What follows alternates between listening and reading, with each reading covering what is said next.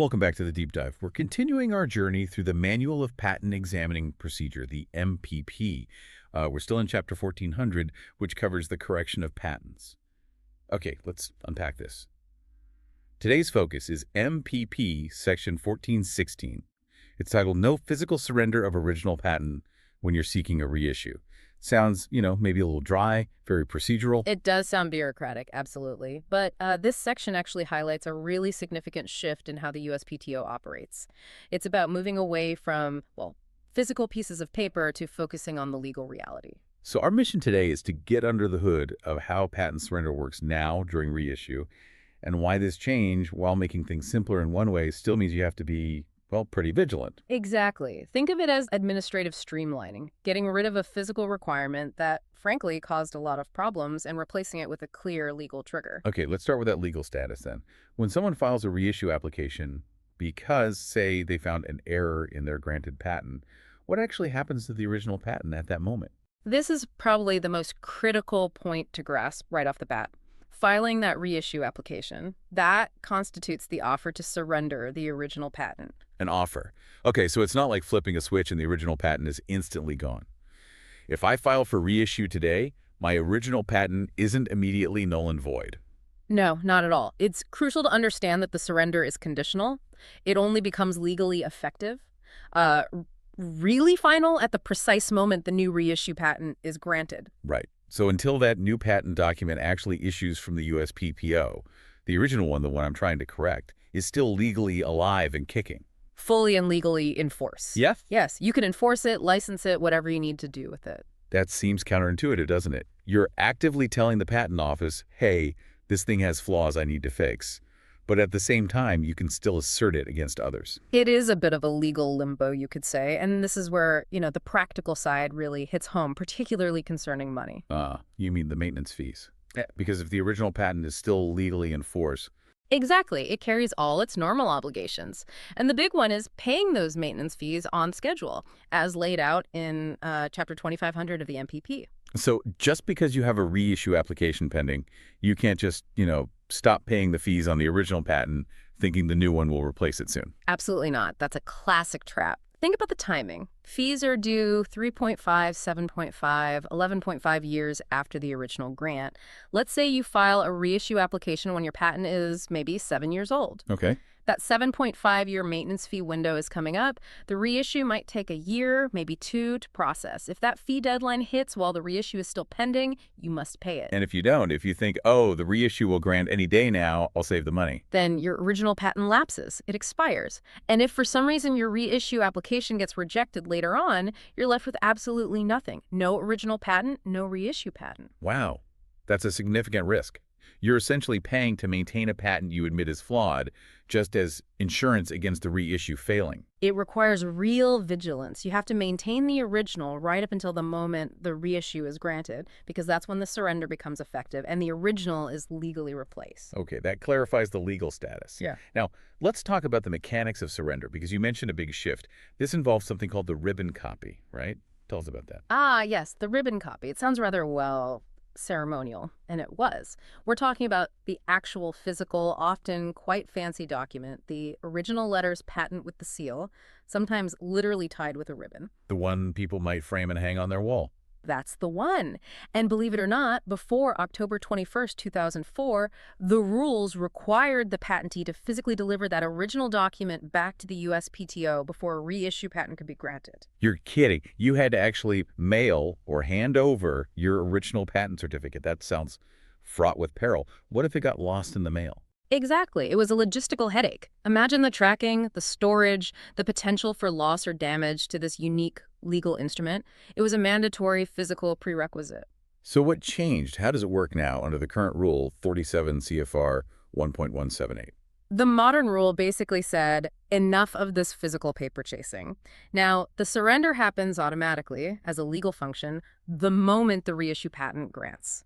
The filing of the reissue application itself is considered sufficient proof of the intent to surrender the original if and when the reissue is granted.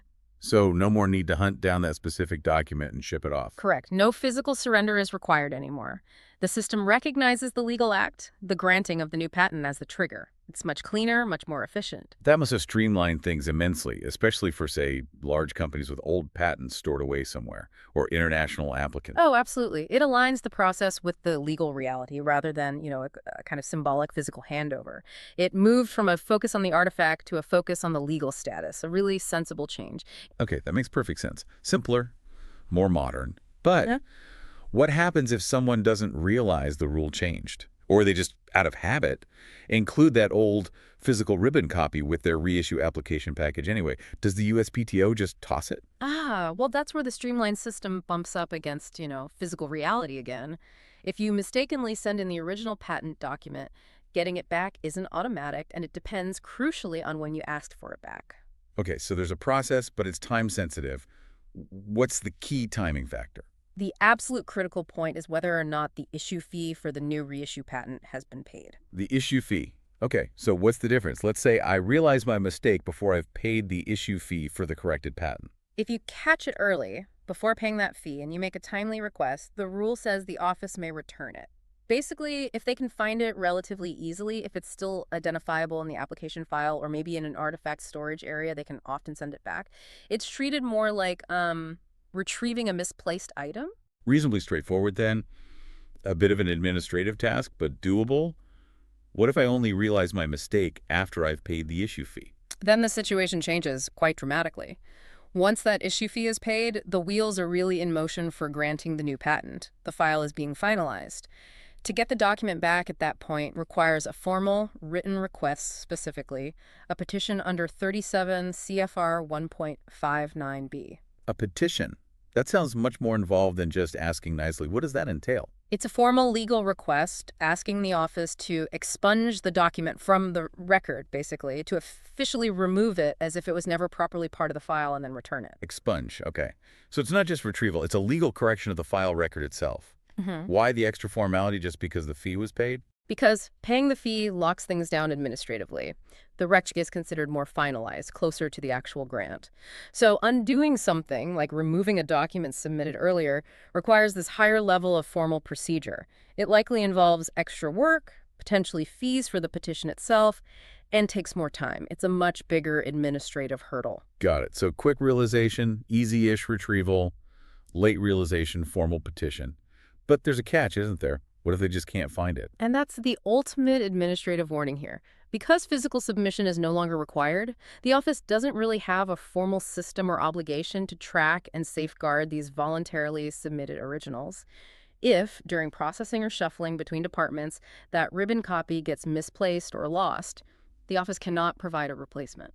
Ouch. So even if you follow the petition process correctly after paying the fee, if they look for it and it's just gone, you're out of luck. You're out of luck, you submitted it unnecessarily, and unfortunately its return isn't guaranteed if it can't be physically located.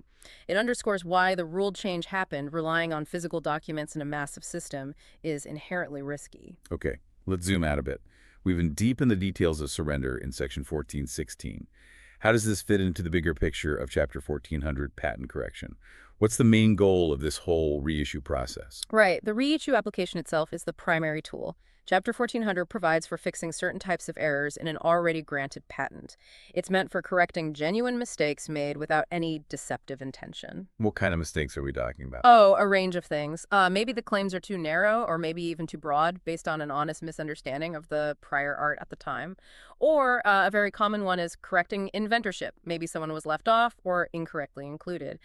MPEP sections 1402, 1412.04, 1412.05 deal specifically with fixing inventorship via reissue. So it seems like a pretty powerful mechanism for patentees to clean up genuine oversights. But patent law always has checks and balances. Are there limits? Can you use reissue to fix any kind of mistake?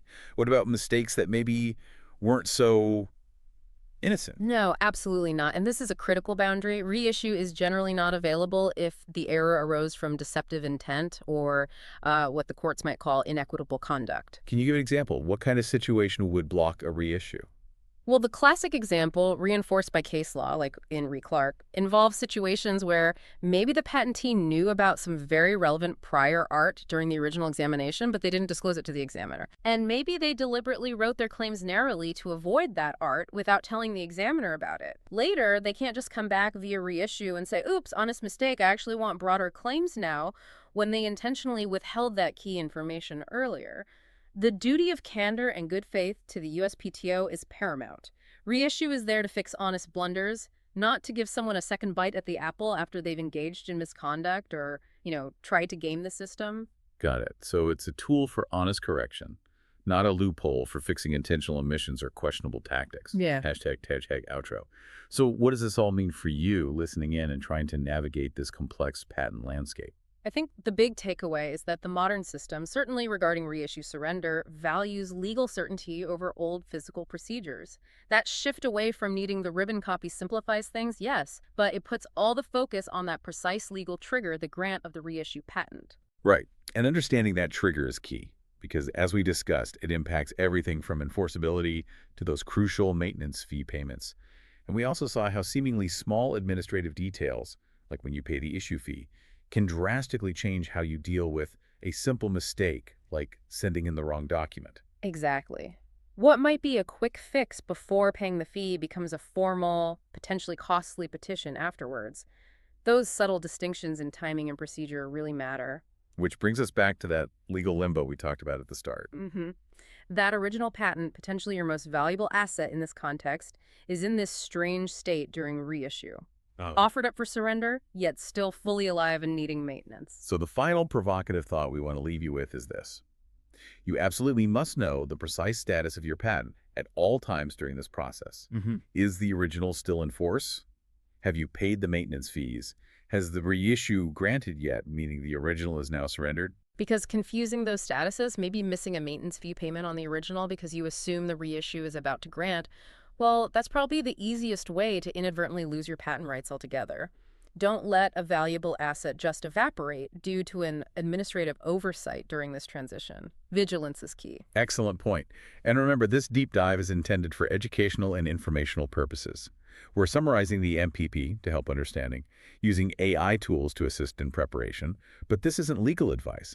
For specific situations, always consult the official MPP text or a qualified patent practitioner. And a quick thank you to Mike Shepard for organizing this MPP audio series project. Indeed. Stay informed, stay vigilant.